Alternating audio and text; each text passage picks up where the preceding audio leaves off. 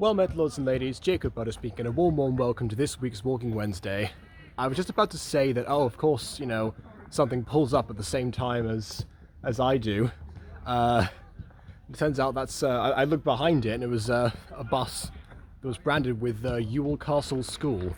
But for a second, before I registered that it was Ewell, pretty sure, so I'm guessing that's pronounced Ewell, I've never heard the place. It just, for a second my brain just went Evil Castle School, which, does sound like it would be a place in a fantasy series, not gonna lie. A little bit more on the nose than, let's say, Cloud Tower from Winx Club, but it's something. Anyways, I'm back in this location, which can mean one of two things. I either run out of nearby areas, or we had another quiz. And we had another quiz. It's the second one. It's B. It's B. That's the option is B. And we won. Campeones, campeones, oe, oe, oe. Ironically enough, the same thing that a chant that comes from the sport they appear to be playing over there. Yeah, pretty sure that they're playing football. Or at least they're about to. They look like they're training, actually. Like before a game starts or something. Not really sure. Point is, we won another quiz. So, we are very much on cloud nine about that, and that is a very fitting thing for reasons that I will get into in a second. So, there's always a couple. What was I going to say? Yeah, so things started off, somewhat interestingly, because last time that we won, my cousin, who is usually a part of the team, was busy and was unable to join us. So it was unfortunate that he ended up not being able to go. And he wasn't here this time either, which meant that we were sort of, we were in a similar setup to before. I completely forgot that there was a pattern of, Taylor Swift and Katy Perry coming up for music stuff, and it turned out not to matter, because we talked a little bit about, we discussed strategy and stuff before going a little bit. I completely forgot I was supposed to look more into Taylor Swift, of course, who has just released a new album that has beaten her previous record and such. And, they discussed, recent sporting events because, it is a cricket club ultimately, so there's always a sports round. In fact, we've actually, our formation as a team is usually that we have, my dad, one of my aunts and my cousin on one side, because they're better at discussing sports things for the sports round. And then my other aunt, my mum, and myself are usually on dingbats. And people don't know, because I've talked about what dingbats are a couple of times, but just in case people don't know, dingbats are essentially like visual puzzles that are meant to convey a certain phrase, or I guess frequently heard saying. Might also count in certain situations, as will be appropriate later as well. So, say for example that you had, these are a few examples from yesterday. There's one square that had the word noon followed by the word good, and the answer to that one is good afternoon. It's supposed to make you remind you of that. There was one that had, like the word evil, really big, and then another one that was evil, like much smaller in the corner, and an arrow pointing to it, and that was lesser of two evils. Or, another example is you see the word cloud 9 times, and an arrow pointing to the one at the very bottom, and you get to say cloud 9. See, I told you it was going to be relevant. So yeah, that was, and usually they let you continue to solve those throughout the course of the night. So, you know, either in between breaks or if you've already answered one of the questions from the other rounds that they're reading out, you can continue to work on those, because what normally happens is you start off, you look at some of them, and you say like, oh, okay, you know, like giant wig, okay, just the word wig in big writing, that's big wig. That was my dad, by the way. Not just now, I mean like he solved that one. He's not here. And so there's quite a few that we tend to whiz through. Others that, you know, it takes a little bit longer. You know, you stare at them for a while, maybe a round or two, and then solve them. And others that end up taking all night because we're either overthinking it or we don't realize that it's not that deep, bro. Specifically, when I say that it can be a common enough saying sometimes instead of a regular phrase, is because one of them was the word white squashed down with the word plea written 4 times. As it turns out, it wasn't anything to do with, you know, like pleas of innocence, or I don't know, something to do with my dad suggested squashed white, which is the closest. The number of pleas did not actually matter. That was potentially my fault, because I emphasized how there were 8 L's in a different one. I thought it was meant to symbolize late, so I got that into everyone's heads, and so it was there for 4 pleas. And luckily enough, the 2 that we actually got stuck on. But then again, Cloud 9 was important for number purposes. So who knows? But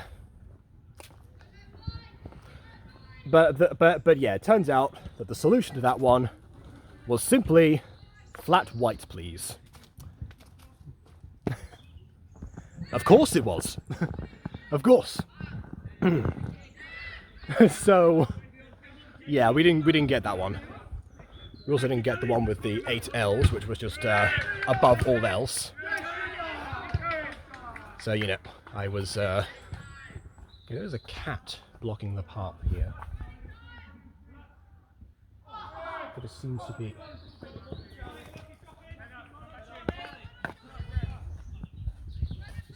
staring at something.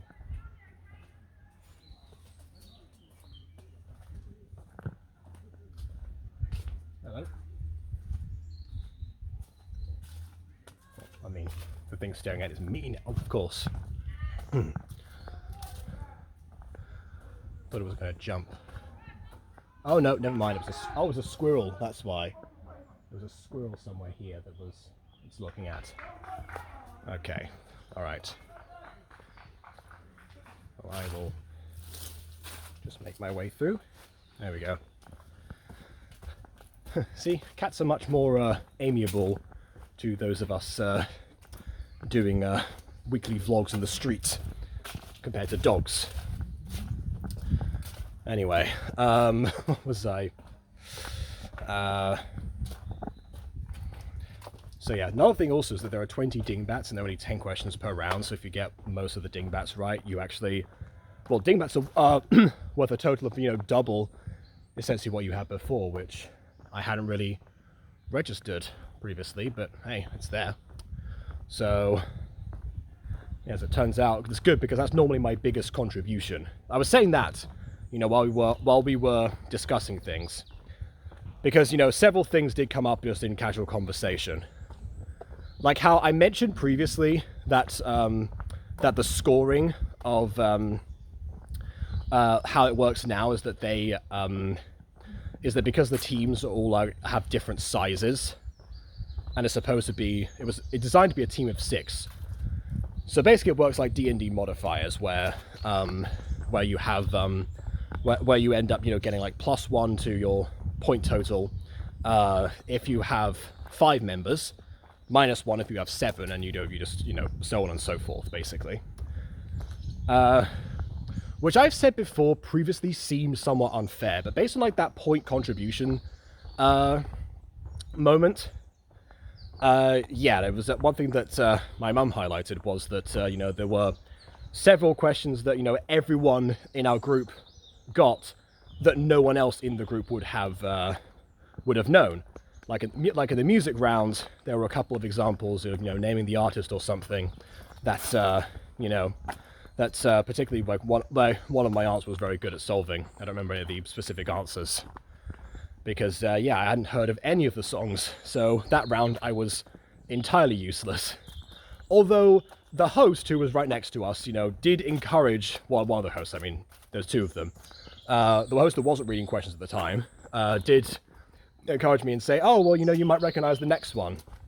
As it turns out, the next one was by AC/DC that predate me in terms of, presence in the world by about 20 years. So, I don't know if that, I know I've always looked older than I am, but still, that was, that's the most extreme example I've gotten.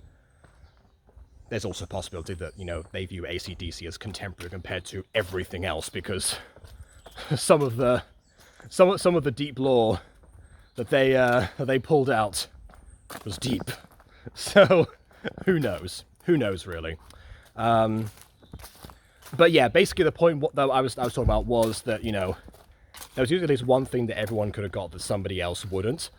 And yeah, that kind of makes me think, oh, okay, I see now why it's just 1 point, rather than like 1 point like per round or something, because yeah, we did say that my cousin would have gained us a couple of points that we didn't all know. It's like, oh yeah, no, he would have known that, for example. So yeah, another thing that came up is something that I have to apologize for and correct a mistake. I mentioned in terms of point totals that I think it was last quiz where one of the teams, the one that we marked specifically, was told, I think they had like 53 points in total at the end, and they were in joint third with someone else, and the runners up had 54 points. Most often the totals look like that. I will get back to that in a moment, because last night was different. And then there's one team that usually always wins that ends up crushing the competition. And another thing that we have in common in terms of the setup was that both times that we won, that team wasn't there. I don't know if my cousin has swept them away with him or something. But there's that. In fact, actually, a lot of people when the other host said, "Oh, the usual winning team are not here tonight. There's a chance you can win." A lot of people cheered, jokingly, of course. As much as certain people believe that we hold distaste for them in general, that is definitely not the case. In fact, I actually want to wrap this up eventually by talking about something that came up about that winning team that I'm actually very intrigued by. But anyway, it's one of those things where it's like, ah, yes, congratulations, you're very smart, but also we hate you type of situation. That's basically what it amounts to. Good old friendly competition and whatnot.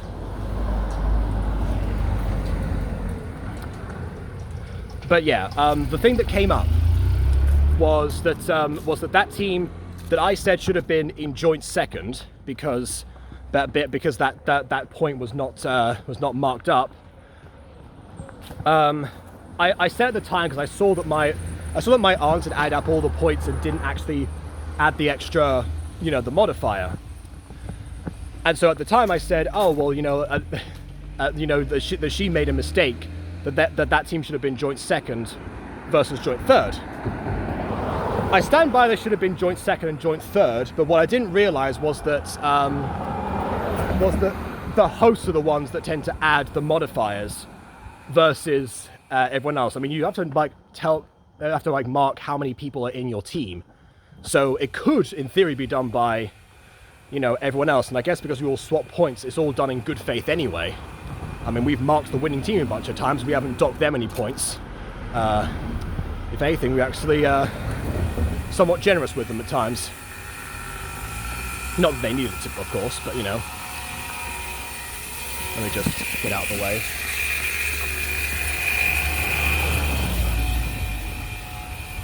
Takes me back to Galicia.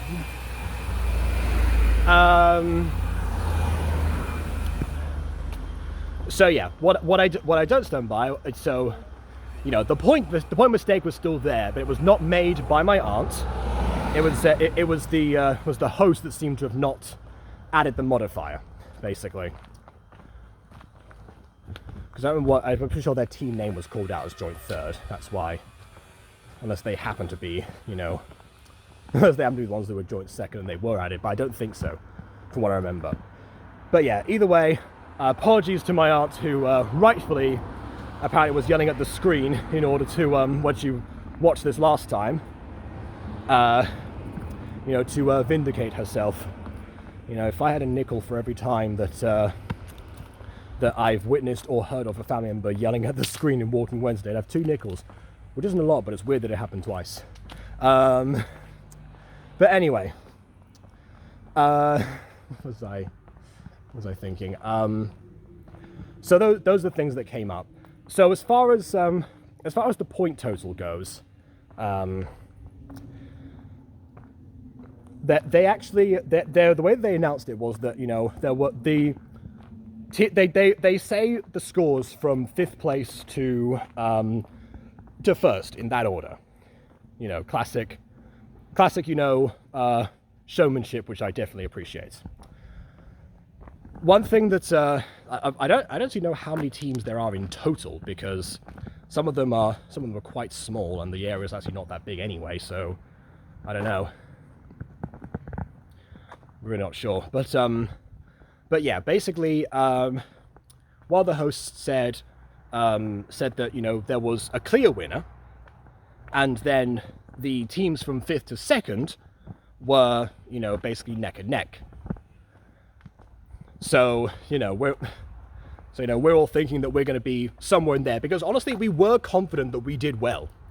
You know, like I said before, the dingbats, you know, I said there's like a ratio of, you know, like there's some that you solve immediately, some that you solve halfway through, some of them that take all the way to the very end. You just have to like write something down for the sake of it. Yeah, there's there was yeah, so like those ones, we solved quite a lot of them immediately. My dad and I had a couple of exchanges where I was like, oh yes, mesh, is that just because there's one that said mesh 0. It's like, mesh is like a net, right? And then he said net 0. So, you know, sometimes, you know, it takes takes combined brain power more than that adds the stimulus. In fact, that's actually how a lot of them got solved, now that I think about it.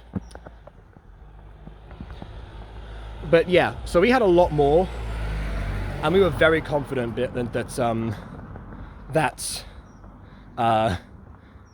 round particularly we had done well. And the music rounds, because, you know, as much as I didn't contribute to that, again, my aunt did, and my mum and my other aunt as well, most of them. So yeah, we we thought we were somewhere in there. So, you know, during that time, of course, of the suspense, I think the point totals end up being there's one team that were, you know, sort of our, you know, very unofficial rivals, because, you know, someone in their team who wasn't there this time, unfortunately, was the one who recommended their quiz to us in the first place. And I'm not sure if she regrets doing that. Then again, she doesn't actually like attend most of them now because she's got other commitments, which is fair enough. But yeah, basically that team, I believe, got 49 points. There was then the team came 4th place. I don't remember who they were. One of them was called like Katie's Heroes or something, but I think that was the 3rd. So the team that came 4th got 49 and a half. The next team got I think it was like 50 and a half, and then almost 51 and a half. So they were all very close.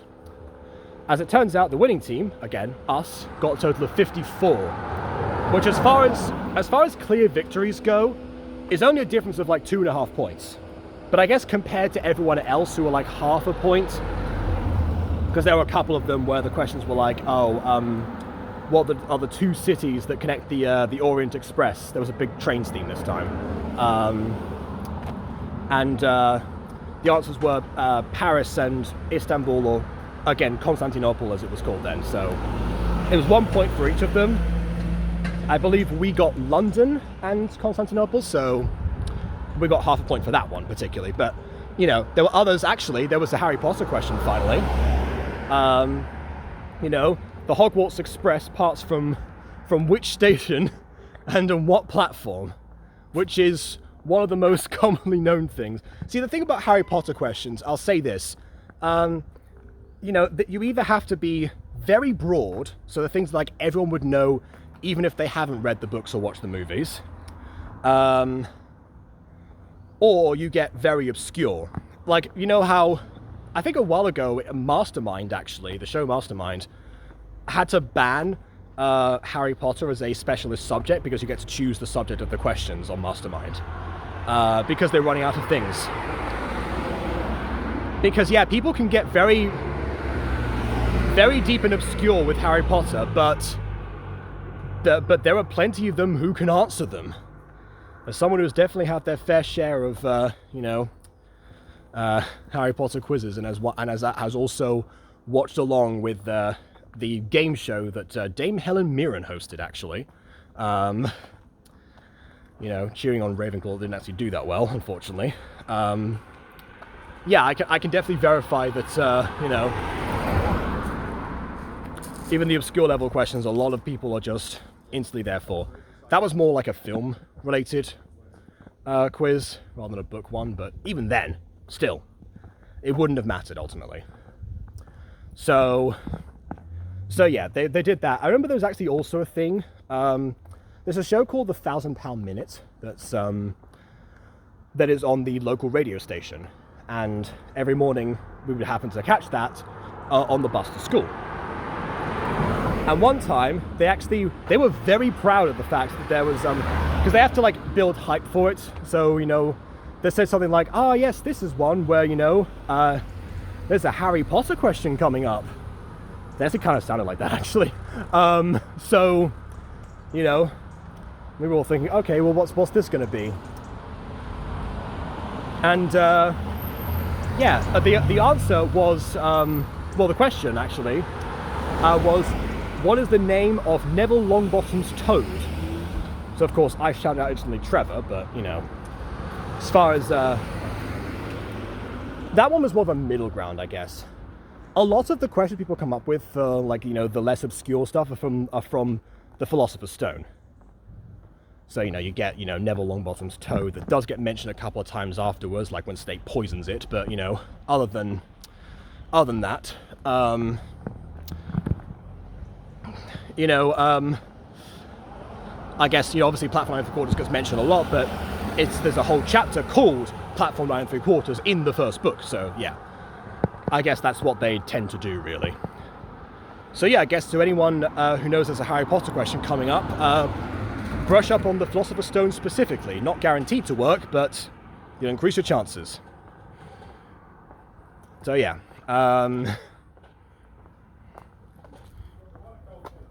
So that was kind of it. You know, we received a prize of three bottles of a wine brand that I hadn't actually heard of before. So each of my aunts took one of them and my parents had the other. And also a bag with a bunch of snacks and stuff that is my duty to finish. As it turns out, one of my aunts is not going to make it because the team that both her and my cousin support, they're going to try to get tickets for. So we might have to brush up our own roster, actually, at some point. Which is kind of fitting, because like the last conversation we had, turns out that my parents know a couple of people that apparently have been banned from their own quizzes because they end up being too good. Not from this set of quizzes, because that's not a thing that we do. Or they do, I should say.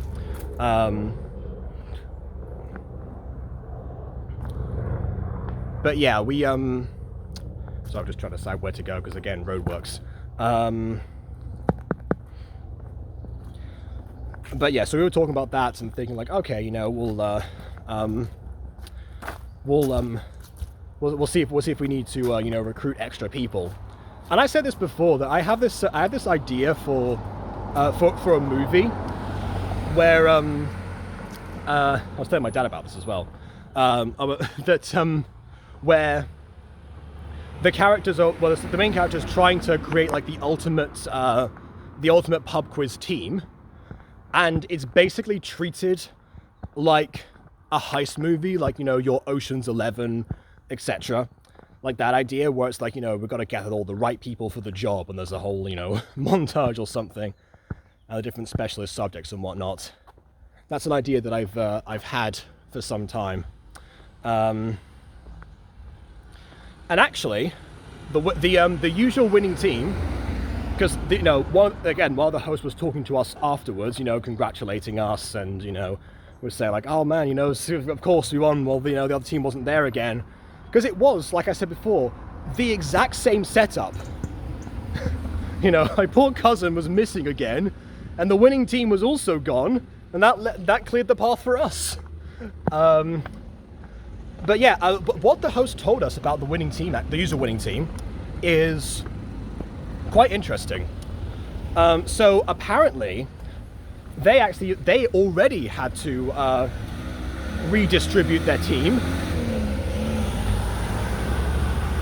because at some point they actually end up, you know, descending in numbers constantly, down to 3 members apparently, and so they actually kind of had a bit of, it turns out they had a bit of an underdog story that happened right before, I guess, we showed up.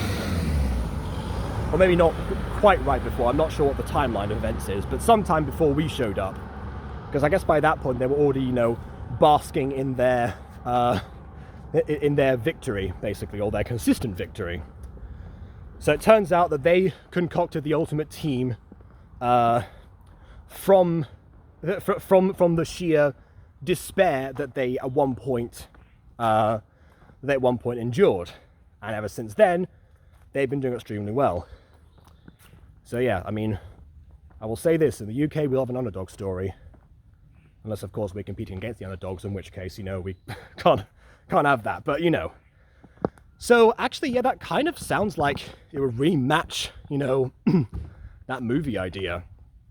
That if this one person had to end up losing like most of the members of the team, not to death, I mean to just life itself and other stuff going on, or they got bored, or whatever might have happened, or maybe much like the friend recommended their place to us, maybe there were just other commitments that happened around the same time.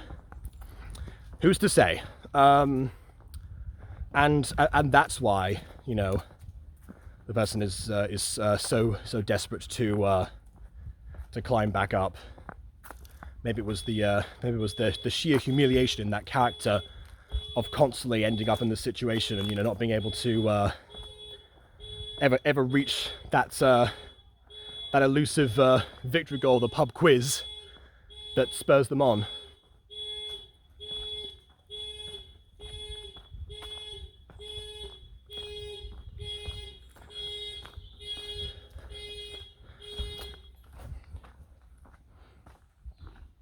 So I don't know, and yeah, this is all in my head. It's all meant to be, again, you know, I can't say that Ocean's 11 and stuff took itself extremely seriously, but there was definitely, especially given the star power that everyone had at the time, there was definitely a cool factor about it. You know, how did they put all these elaborate hoaxes together, and all these different people, even the ones that weren't like super relevant characters, because having 11 of them, that's quite a lot.